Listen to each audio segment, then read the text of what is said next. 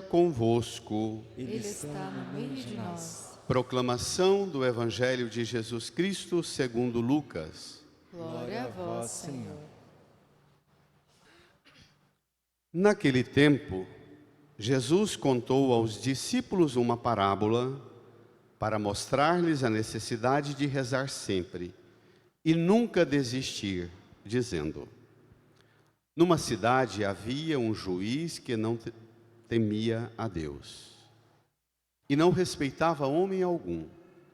Na mesma cidade havia uma viúva que vinha à procura do juiz pedindo: faze-me justiça contra o meu adversário. Durante muito tempo o juiz se recusou. Por fim ele pensou: eu não temo a Deus e não respeito homem algum, mas esta viúva já me está aborrecendo.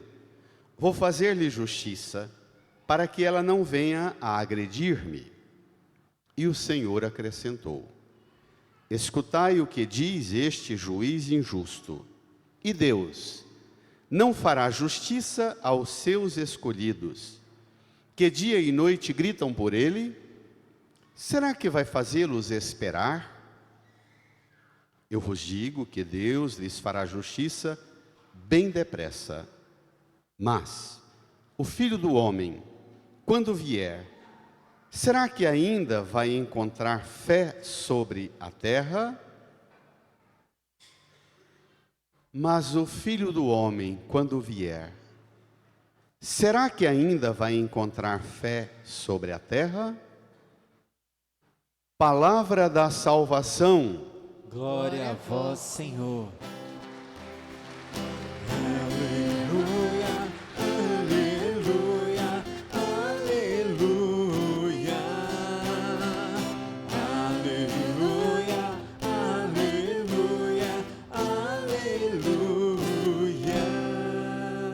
Sentados no silêncio, no íntimo do nosso coração, rezemos. Peçamos ao Divino Espírito Santo o auxílio para que Ele nos faça compreender esta palavra e por ela sermos instruídos na vida de oração, na prática da oração perseverante. Supliquemos.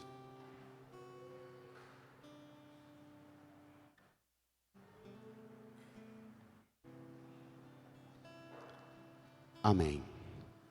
Irmãs e irmãos, estamos com Jesus hoje diante de um ensino fundamental para a nossa fé, para a nossa identidade cristã. A dimensão da oração em nossa vida. O que é a oração? Para que rezamos? O que é rezar? Como se deve rezar? São as perguntas que pipocam. Todas as tradições religiosas, todas as culturas religiosas e também a fé cristã, judaico-cristã, têm um acervo gigantesco sobre o tema da oração. É um vastíssimo campo de busca de interesse humano sobre a oração. Mas predominam algumas abordagens, alguns interesses nossos, que não correspondem muito ao sentido do que o que é a oração na perspectiva do que Jesus apresenta. O que é a oração a partir da cultura, da religião, da fé, das tradições, dos costumes humanos, é uma coisa, ou é uma vastíssima variedade de coisas. Mas o que é a oração na perspectiva do que Cristo ensina e do que Cristo mesmo praticou e vivenciou, aí é outra abordagem. Na maioria das vezes nós ficamos no elemento externo. O que pode fazer quando reza? Pode rezar sentado, na primeira leitura responde isso. Moisés cansou, trouxeram uma pedra, ele sentou. Pode rezar com a ajuda dos outros? Pode. Descansaram os braços de Moisés. Como é que se reza? Qual é o conteúdo da oração? A partir do Evangelho, vamos aprofundar um pouco essa temática. Vamos lá? Para vocês, pais e mães de crianças, para a catequese, para as catequistas e os catequizandos, isso aqui é muito importante, essa base. Vamos lá? Lucas, no seu folheto número 11, é o trecho de Lucas, capítulo 18, versículos 1 ao 8. Naquele tempo, Jesus contou aos discípulos uma parábola. A parábola é um recurso da literatura dos evangelhos. O estilo do que nós chamamos de parábola que aparece nos evangelhos, os estudiosos da literatura universal, em todas as grandes escolas de literatura, são concordes de que há uma característica específica do que é a parábola dentro do evangelho que você não encontra em nenhuma outra forma literária do mundo. A parábola no Evangelho, ela consiste no seguinte: é uma história, pequena, média ou grande, predominantemente contada por Jesus, genuinamente por Ele, é um estilo de Jesus ensinar por meio de histórias. E Ele conta a história abordando um tema ou alguns temas, e na parábola Ele conta aprofundando aquele tema. Hoje é o tema da oração, e contando a parábola, ele usa os argumentos que parece que ele dá razão para o que está escutando ele. Ao escutar a parábola agora, você vai pensar assim: Jesus então confirma que o que eu entendo por oração é exatamente isso. Jesus concorda com você para fazer você entrar na história como um personagem, um dos personagens, ou como alguns dos personagens. Você entra na história pensando que Jesus pensa igual a você, e quando você está seguro, vem o nocaute. Ele te dá uma rasteira e diz: isso que você compreende não corresponde ao que eu estou ensinando. É impressionante. Vamos lá? A parábola consiste nisso. Na linguagem comum a gente chamaria de pegadinha. É uma pegadinha, é uma armadilha afetiva na forma de conversar, muito próprio de pai e mãe, que é tomado de sabedoria, de vô e vó, que tem sabedoria das coisas mais elevadas. Jesus contou aos discípulos uma parábola para mostrar-lhes, leiam, a necessidade de rezar sempre e nunca desistir, dizendo... Espere lá. Então, contou a parábola para mostrar a necessidade de rezar sempre e nunca desistir. Primeiro, para Jesus a oração é algo para o cristão que constitui na lista das coisas necessárias. O cristão que é cristão de verdade, ele precisa educar-se a sentir necessidade de rezar. Não é algo no campo do gostar ou não gostar, do estar com vontade ou não estar com vontade, achar bom ou não achar bom. Não está nesse campo. Isso aqui é praticamente como alimentação. Às vezes eu não gosto de certos alimentos, mas o médico nutricionista diz: se você continuar com a alimentação do jeito que está, você vai pôr sua saúde a perder, e eu nem vou te acompanhar. É mais ou menos nessa linha.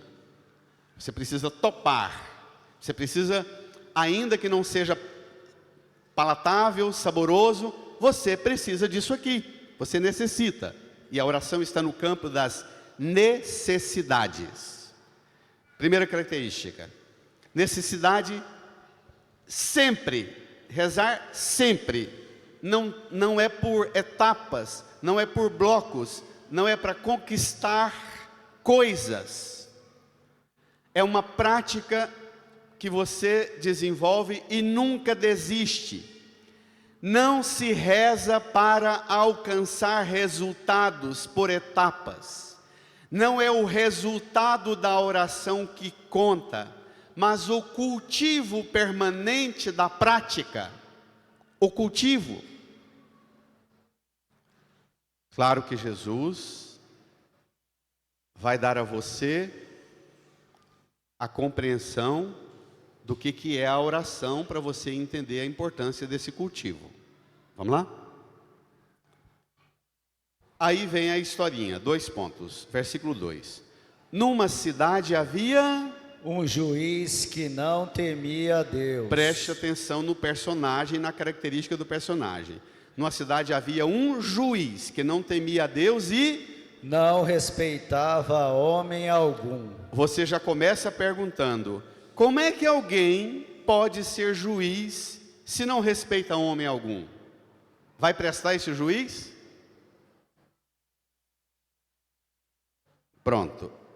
Não temer a Deus, não entra no campo, não precisa. Se ele responder pela justiça, tem bons juristas que não têm religião nenhuma e que às vezes são mais fiéis ao senso da justiça do que muitos que se dizem religiosos. Muitos.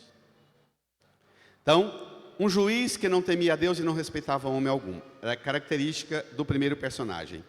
O segundo personagem, versículo 3. Na mesma cidade havia uma viúva que vinha à procura do juiz, pedindo. Qual é o pedido? Faz-me justiça contra o meu adversário. Uma viúva que tem um adversário.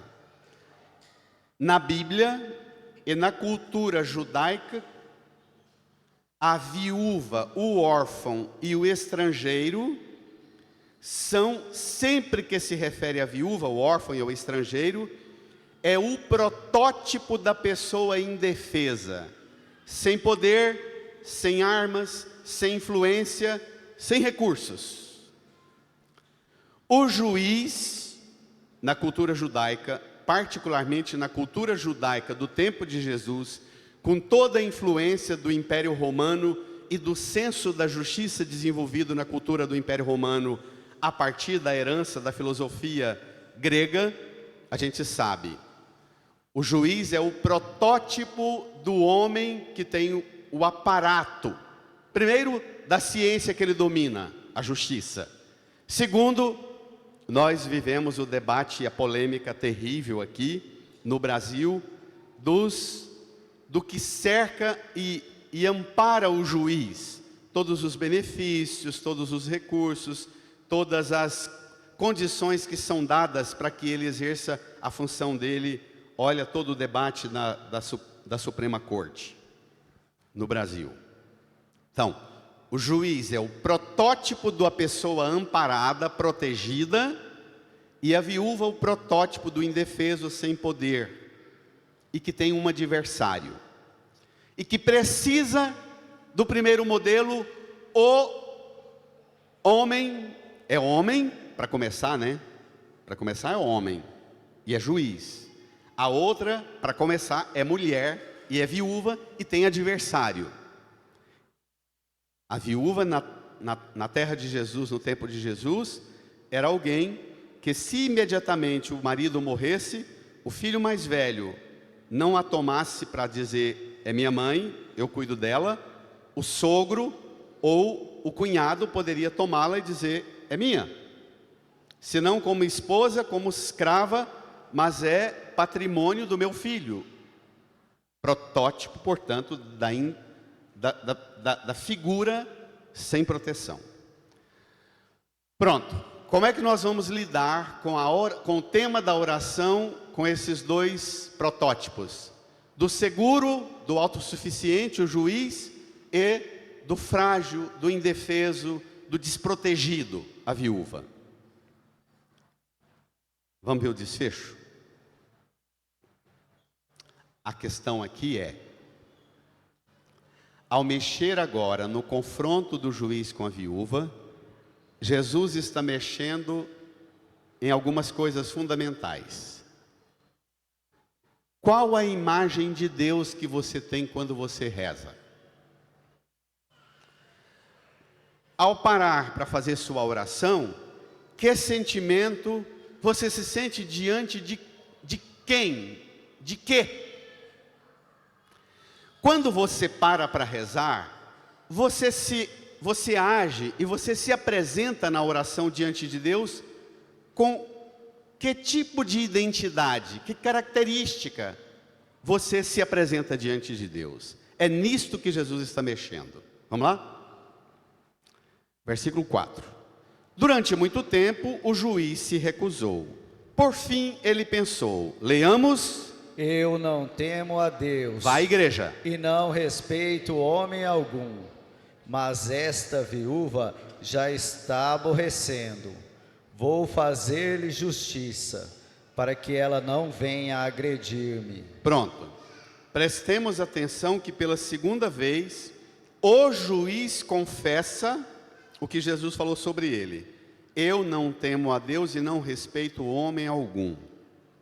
Quer dizer, ele tem a lei, o domínio da ciência jurídica, é autossuficiente e não tem nenhum respeito por pessoa humana nenhuma. Ele se basta-se a si e nem precisa de Deus. Na verdade, esse juiz aqui é o protótipo do fariseu, do piedoso religioso judeu. Preste atenção que Jesus está botando em confronto. Quando você reza, você tem que levar em conta 3 coisas: quem sou eu, quem é Deus e quem é o meu próximo. O cristão, ao rezar, ele não reza sem considerar essas 3 dimensões: que sou eu, quem é Deus e quem é o meu próximo.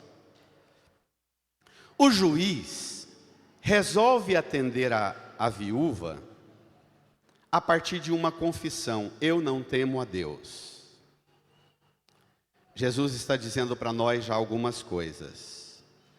Por longo tempo o juiz se recusou. Por fim ele pensou: eu não temo a Deus, não respeito homem algum. Jesus está mexendo na imagem que você tem de Deus quando você reza. Aqui na oração não há um processo que você levou lá para o advogado levou para o tribunal e o processo corre.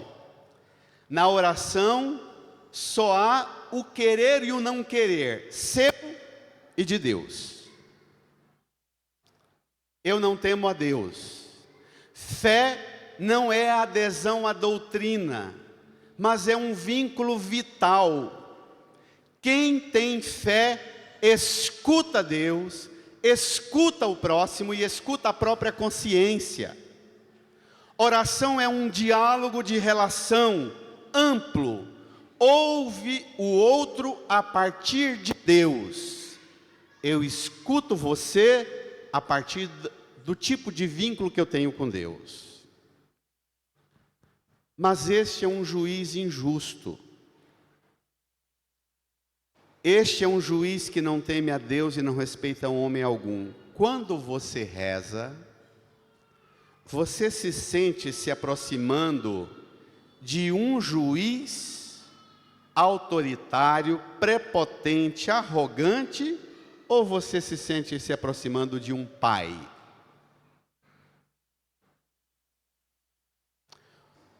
Quando você para rezar, o modo com que você se coloca diante de Deus para rezar, modo como você atua, desenvolve seu diálogo com Deus.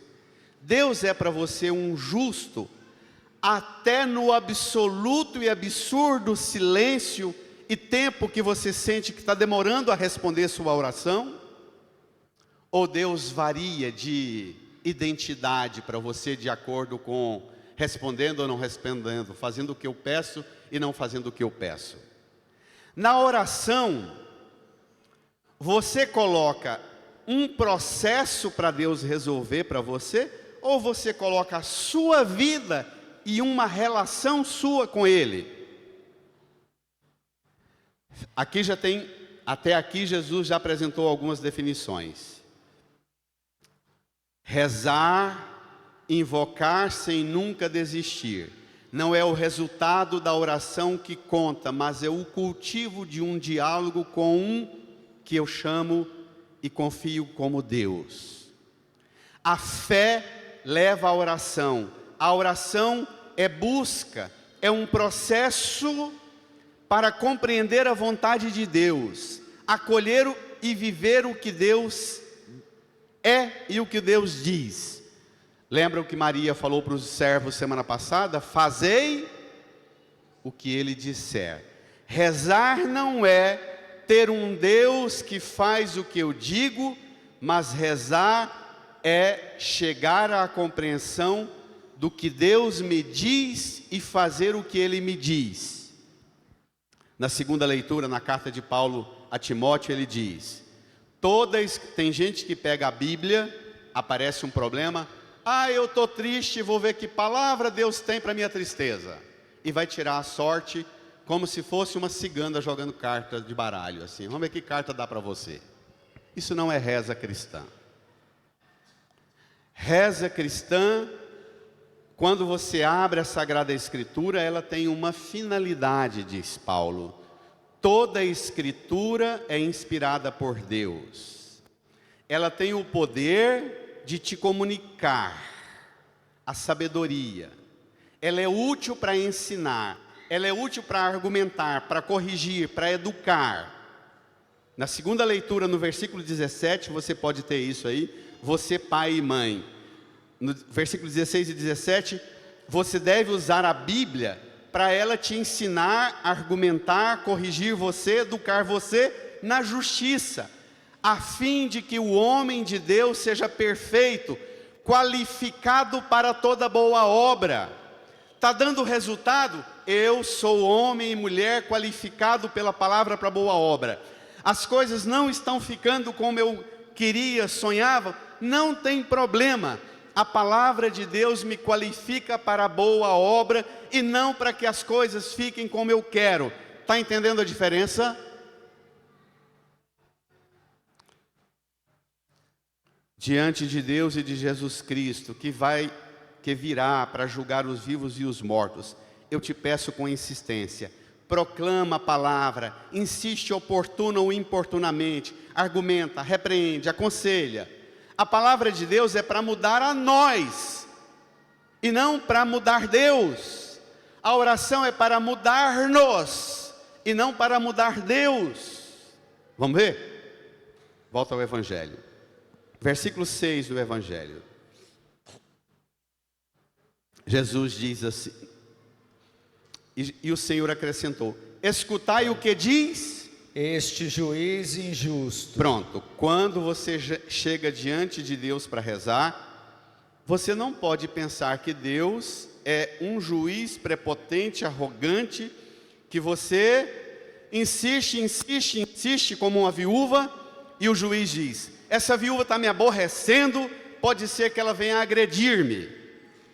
Duas coisas que a justiça e os poderosos do mundo têm medo dos pobres. Os poderosos do mundo os poderosos também da justiça têm medo da insistência do pobre e da fúria do pobre. Pode ser que essa viúva venha agredir-me. Ele muda em vista de ficar livre do problema e do risco de ser agredido. Deus não é assim. Ele não te atende para ficar livre da sua insistência e para que você não comece a xingar e agredi-lo. Vamos ver o que é rezar? Você nunca mais vai rezar do mesmo jeito a partir do versículo 7 e 8 do capítulo 18 de Lucas. Vamos lá? precisa de você agora. Agora é a hora do nocaute. Agora é a hora da rasteira. O que é rezar? Versículo 7. Vamos ler? E Deus não fará justiça aos seus escolhidos, que dia e noite gritam por ele? Brada, igreja. Será que vai fazê-los esperar? Espere. Deus não fará justiça aos seus escolhidos. Aqui vem a primeira definição de oração. Segunda, a primeira ela é uma necessidade. A segunda característica da oração, rezar, é falar com aquele que te escolheu. Na literatura dos profetas, eles dizem: Ele me escolheu antes que eu estivesse no seio de minha mãe, tu me escolheste. Já no ventre da minha mãe, chamaste-me pelo nome. Então, quando o cristão reza, ele para, faz o sinal da cruz, se aproxima e põe-se na presença de Deus e começa a falar com aquele que te escolheu. Rezar com firme convicção: eu sou uma escolhida, um escolhido de Deus. É isso que você experimenta ou precisa melhorar? Hein? Você acha que é o barulho seu, a penitência sua, o dízimo seu, o joelho com calo de ferida de tanto ajoelhar que vai mudar Deus? Deus não precisa disso. Rezar não é gritar para mudar a ideia de Deus sobre o seu problema, e de tanto gritar, Ele muda de opinião e atende você. Rezar é voltar-se para Jesus, especialmente para Jesus na cruz, e dizer: o Senhor me escolheu, o Senhor me escolheu e deu a vida por mim. Eu não são os meus gritos, os meus calos no joelho, o meu estômago roncando de jejum, de oração e de sofrimento e de penitência que eu faço, que convence o Senhor. Eu volto-me ao Senhor que me escolheu antes que eu nascesse. Há 2000 anos atrás o Senhor já deu sua vida e me escolheu e pagou o preço de minha salvação, de minha libertação, de minha cura. O Senhor já me escolheu. Amém, igreja? Reage, igreja.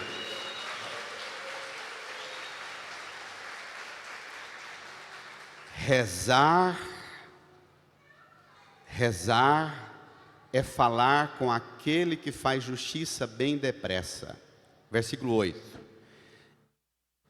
Eu vos digo que Deus lhes fará justiça bem depressa. Rezar é falar com aquele que faz justiça bem depressa. Ainda que eu não sinta, ainda que eu não veja, ainda que eu morra sem ter percebido que Ele me amou, que Ele me escolheu, que Ele fez justiça e faz justiça por mim. É isso que você experimenta quando reza? Deus quer uma viúva gritando, que você se comporte como uma viúva gritando e aborrecendo e zoando no ouvido de Deus para convencê-lo, para provar que você é boazinha, bonzinho. É a oração que obtém a justiça de Deus, ou a oração abre você para que você acolha o que Deus fez por você?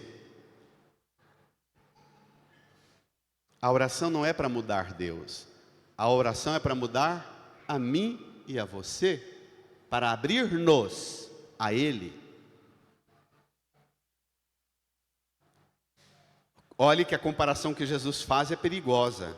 Você pode até perguntar, e os meninos da catequese, suas crianças, podem perguntar: como pode Jesus comparar Deus com um juiz injusto? Um juiz sem justiça? Ele está comparando porque ele está mexendo no conceito que você tem de Deus. Ele está falando que quando você reza, pensando que a sua reza que muda Deus, você está tratando Deus como um juiz injusto. Entendeu? Ele está corrigindo você, a mim e a você. É um tema clássico na literatura do Antigo Testamento e do Novo Testamento, a inação de Deus. Às vezes nós vivemos a nossa vida experimentando a indiferença de Deus, um absurdo silêncio de Deus. Deus parece indiferente diante das injustiças e dos sofrimentos. Como é que pode pessoas tão boas passando por experiências tão violentas, tão bárbaras como as que nós assistimos hoje na sociedade? Agora há pouco passou uma criança para ir no bebedouro ou no banheiro. Pai e mãe vai lá cuidar. Vai lá. Porque se acontecer uma violência contra ela, não é Deus que abandonou. Nós é que não cuidamos, não foi Deus. Pode passar aqui na frente e cuidar da criança. Nós olhamos as vítimas e pensamos que são vítimas diante do silêncio de Deus. Não. Deus é Deus, ainda que nós não o vejamos agir. Deus é Deus, ainda que nós não percebamos a sua ação. Agora, a ação de Deus nunca vai dispensar a nossa. E é por isso que ao nos ensinar a rezar, Jesus disse: quando rezar, dizei: Pai, santificado seja o vosso nome, venha a nós o vosso reino, mas seja feita a vontade do Senhor e não a nossa.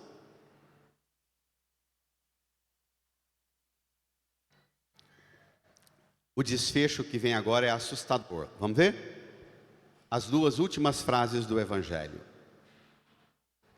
Mas o Filho do Homem, quando vier, leia. Será que ainda vai encontrar fé sobre a terra? A oração visa o encontro com Deus e não a solução do problema.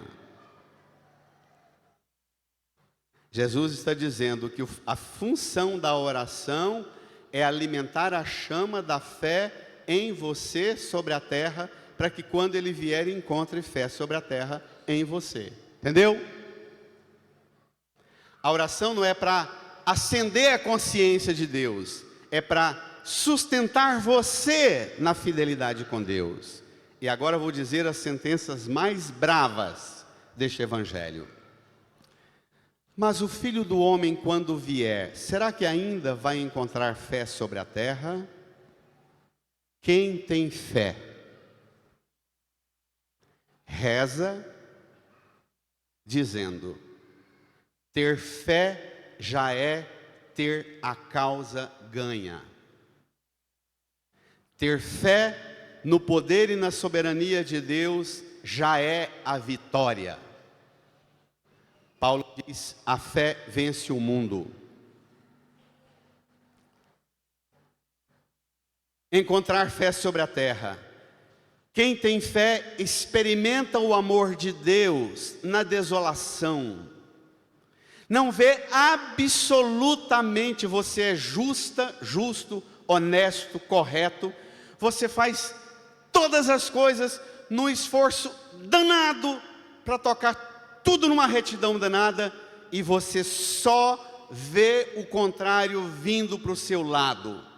As pessoas te rejeitando, as pessoas fazendo mal, mas o fato de você não ver Deus agir não é que é a força da fé. O fato de você perseverar quando todas as coisas parecem mover o contrário é que é a grande causa da oração. Entendeu? Eis a função da oração: cultivar a fé nas mulheres e homens nesta terra, sustentar você na fé, não deixar que a fé acabe para além dos dramas e dos problemas deste mundo. Jesus aqui está tratando do tema, dizendo que a oração é para prevenir você contra um dos maiores riscos o risco da apostasia, quer dizer, a negação da fé. É um tema clássico da escatologia cristã. O Filho do Homem vai encontrar fé sobre a terra quando ele vier. Se ele encontrar você hoje, encontrará fé em você. Oração é para alimentar a sua fé. Bíblia, palavra de Deus, é para alimentar a sua fé. Não é para mudar Deus, porque isso aqui já é a prova de que Deus fez tudo por você. A oração é para ajudar você a experimentar a força da fé, mesmo no abatimento. Você reza, não vê resultado. Olhe para a cruz. Jesus olha para você e diz: eu que venci a cruz, eu que venci a morte, eu que venci o inferno, eu que venci o pecado, eu que venci as potências do mal. Não vejo você vencer o próprio desânimo. Amém? Pode reagir. Pode reagir.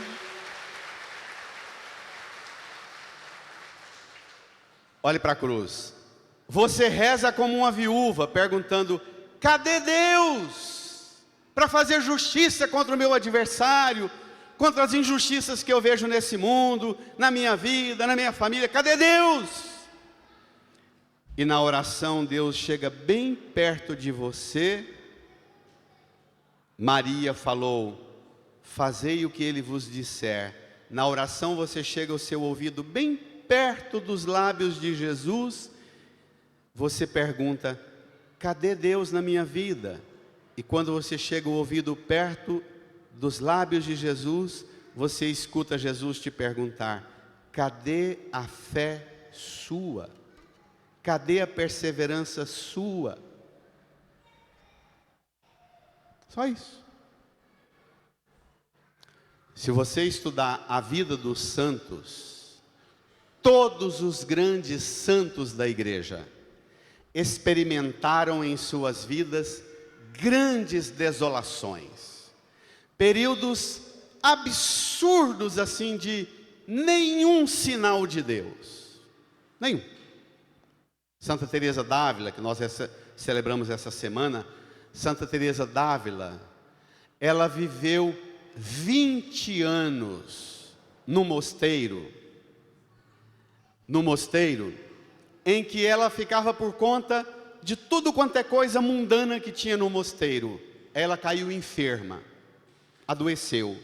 Ela não podia ficar no ambiente da fofoca, da vulgaridade, da banalidade da vida do mosteiro. Ela foi para o quarto, 20 anos doente. Ela só dava conta de se levantar e, com as dores no corpo, andar para lá e para cá no corredor do claustro do convento. Ia e voltava, um corredor longo, enorme. No fim do corredor, pouca luz e um crucifixo, uma cruz com a imagem do crucificado assim. Ela ia e voltava, o corpo atrofiado em dor insuportável, e nenhuma compaixão das irmãs do mosteiro. Ela vai e volta, dando bronca e furiosa com o silêncio de Deus. Um dia ela faz esse movimento, e quando dá 3 passos, ela ouve a voz do Senhor dizendo: volta teu olhar para mim, não pergunte se eu vou fazer hoje por ti, mas acolhe em ti tudo que por ti eu já fiz, e serás consolada. Ela dobrou o joelho e se levantou, uma santa e mística da igreja, doutora da igreja. Uma salva de palmas para Santa Teresa. Vai! Doutora da igreja. Os escritos de Santa Teresa d'Ávila são os mais elevados e místicos textos da história dos santos. Mas agora, para te ajudar, pode pegar pesado? Pode? Vou até molhar a goela.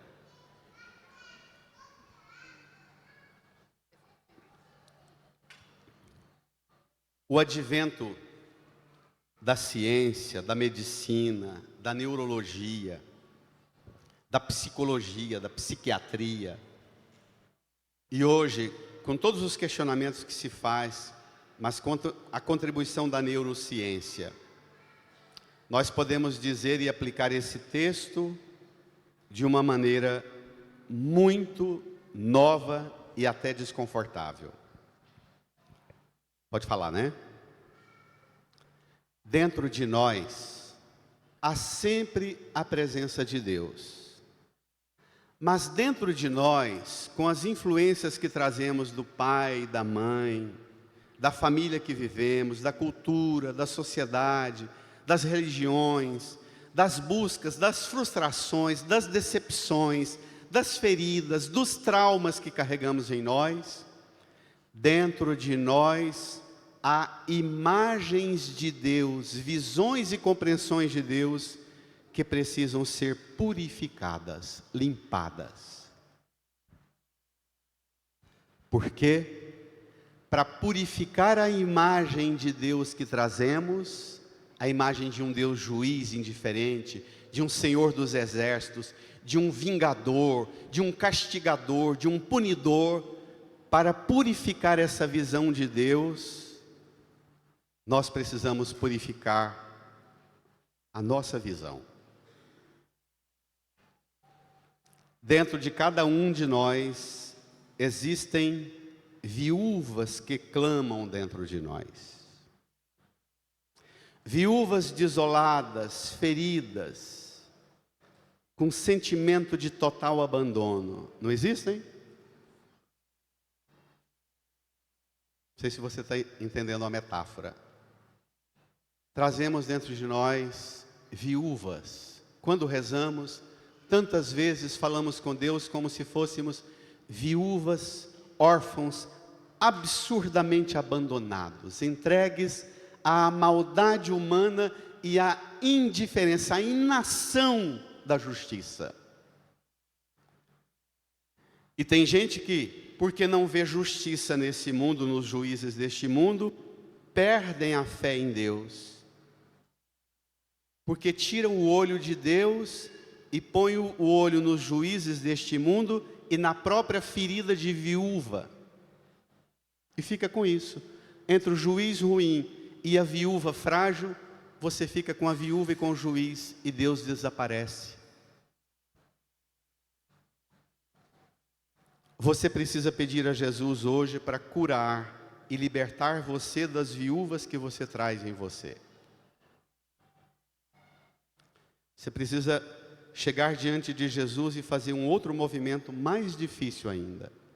Pedir a Jesus para libertar você, porque dentro de nós existem também juiz interior, ou juízes que nos habitam, e são juízes violentos, vingativos, raivosos, indiferentes, prepotentes. Não existem?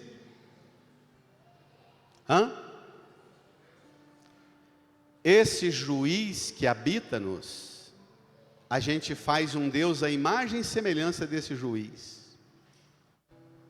Toda pessoa que tem uma imagem errada de Deus é porque no fundo ela é habitada por esta personalidade. Ela é assim. Ela projeta no transcendente o que ela é. E para mudar a sua prática de oração, para cultivar sua amizade com Deus, peça do Senhor para visitar o juiz interior que te habita, severo, impaciente, capaz de mandar eliminar. Precisamos curar nosso juiz autossuficiente que nos habita, nos livrar das suas sentenças e das acusações que esse juiz faz para nós e nos faz acusar os outros, acusar quem pensa diferente de nós, quem age diferente de nós, e nos faz ser indiferentes. No fundo, se deixar Jesus curar você das viúvas e dos juízes que você traz, você estará purificando a imagem de Deus que você tem, a imagem de Deus que nós temos. E quando você rezar, você vai chegar diante de Deus, vai erguer os olhos, ou vai inclinar a cabeça e pôr a mão no coração, e dentro do seu peito, você vai sentir o Espírito Santo fazendo tremer aqui dentro de você, o sussurro do Espírito gemendo dentro de você: Abá, ó Pai, Pai.